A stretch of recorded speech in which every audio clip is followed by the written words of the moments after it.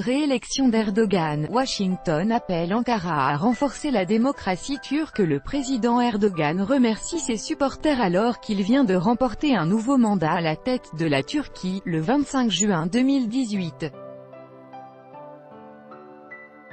Kayan Özer, Presidential Palace Hangout aux États-Unis. La réélection de Recep Tayyip Erdogan a été accueillie plutôt froidement. Au contraire de Vladimir Poutine qui a félicité une « grande autorité ». Avec notre correspondante à Washington, Anne Korpe, aucun message de félicitations n'a été adressé au président turc au lendemain de sa victoire électorale.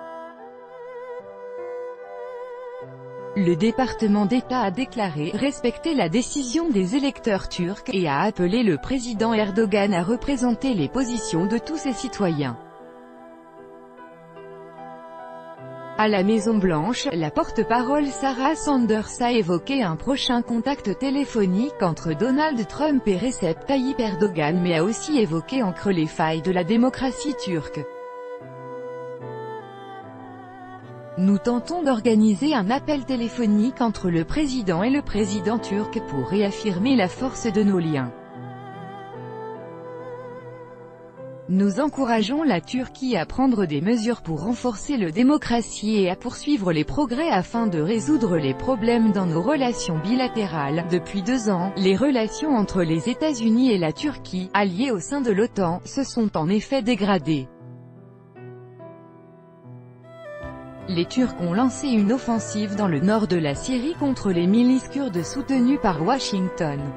Et les Américains refusent d'extrader en Turquie le prédicateur Fethullah Gülen, exilé aux États-Unis, qu'Ankara accuse de tentative de coup d'État. Plusieurs pays ont félicité Erdogan pour sa réélection, comme le président russe Vladimir Poutine qui a loué lundi la « grande autorité politique » de son homologue turc. En Allemagne, où vit une importante diaspora turque, la chancelière Angela Merkel a félicité le président turc, souhaitant « une Turquie stable et pluraliste dans laquelle l'état de droit est garanti ».